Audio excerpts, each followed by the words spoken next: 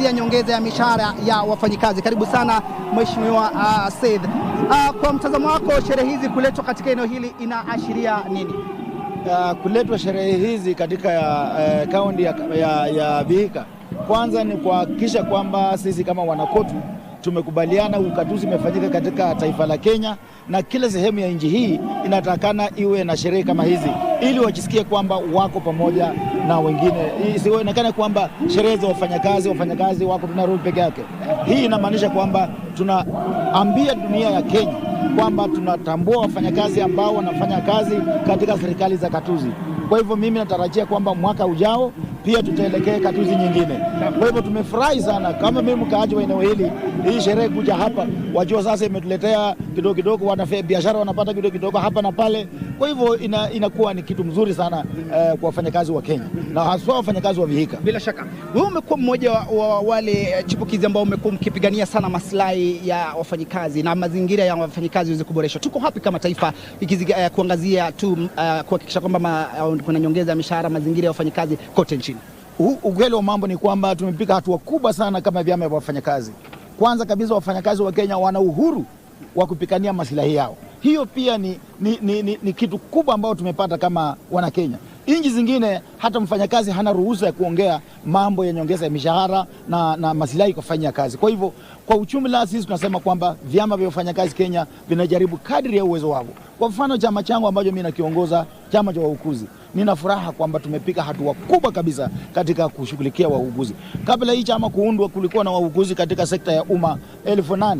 Saa hizi vile sisi tumepikana, tumeleta wauguzi katika sekta ya umma wako 33. Sasa hivi maslahi mishahara yao imefika mahali.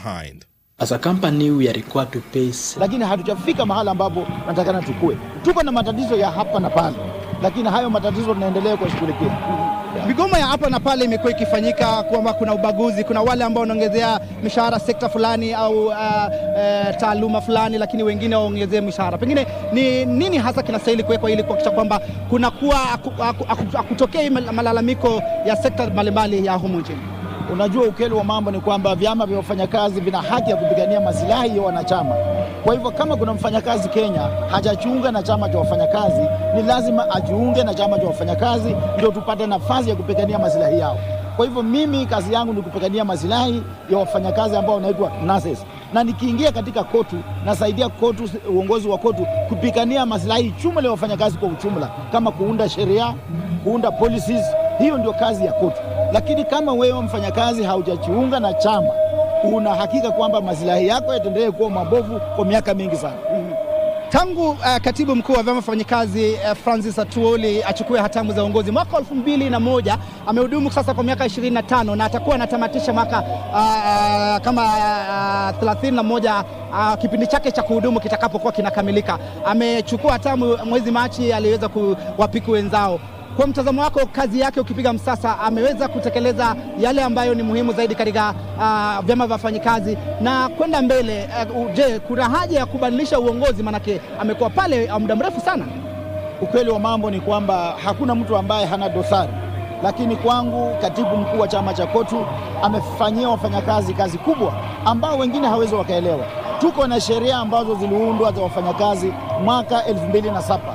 Kenya ni nchi ya among the few nchi chache duniani ambazo zina sheria kama hiyo. Kenya ni nchi ya pekee duniani ambayo ina kipengele 41 kwa haki ya wafanyakazi, ambayo inasema kwamba kila mfanyakazi wa Kenya ana haki kushiriki mgomo. Hata Amerika haina hiyo.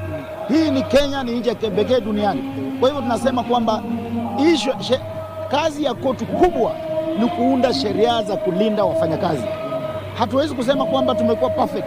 Kuna matatizo ya hapa na pale, na hiyo ndio kawaida ya maisha, lakini kwa ujumla KOTU imejaribu na imefanya uhesabu kuhakikisha wafanyakazi wa Kenya wana sheria za kuwalinda.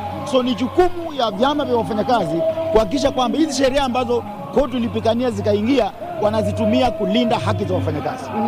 Kwa hiyo swala la yeye kuhudumu kwa muda mrefu, vyama vya wafanyakazi ni kura.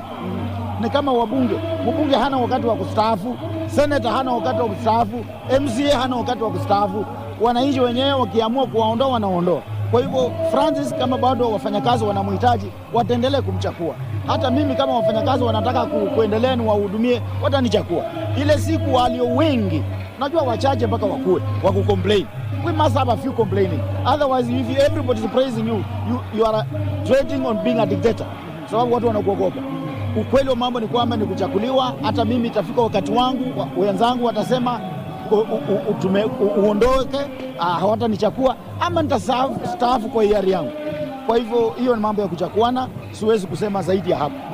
Wewe ni mchanga sana, usistaafu mapema mheshimiwa. Pengine swala la nyongeza ya mishahara, manake hapo awali alikuwa na mazungumzo akishinikiza kunyongeza ya mishahara ya 23%. Unaona kwamba rais ataitikia wito huo? Nafikiria rais ataitikia mwito huo kwa sababu mwaka uliopita wafanyakazi ambao wako katika hilo kiwango ambao wanategemea hii Labour Day kupata nyongeza ya mshahara hawakupata. Lakini ile ningezungumzia hii kaunti ya Vihiga ambayo sisi tuko sasa, ni kusema kwamba namuomba gavana wa Vihiga, kuna wafanyakazi hapo wauguzi walifanya kazi miaka 2 bila kulipwa mshahara. Namuomba gavana Otigilo ambaye ni rafiki yangu, kwa hii Labour Day ahakikishie wafanyakazi hao wa Vihiga ambao ni wauguzi hawajalipwa mishahara kwa miaka 2 kwamba watalipwa.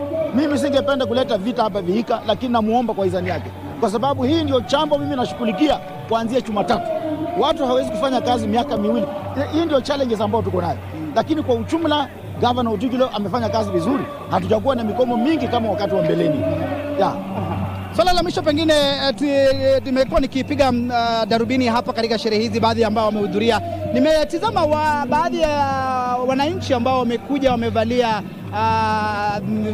nguo au sare ambazo zinaashiria siasa, kama wale ambao wamevalia sare za manjano, kofia za manjano. Zinaashiria nini? Je, ni vyema sherehe za kitaifa ibadilishwe kwa kisiasa?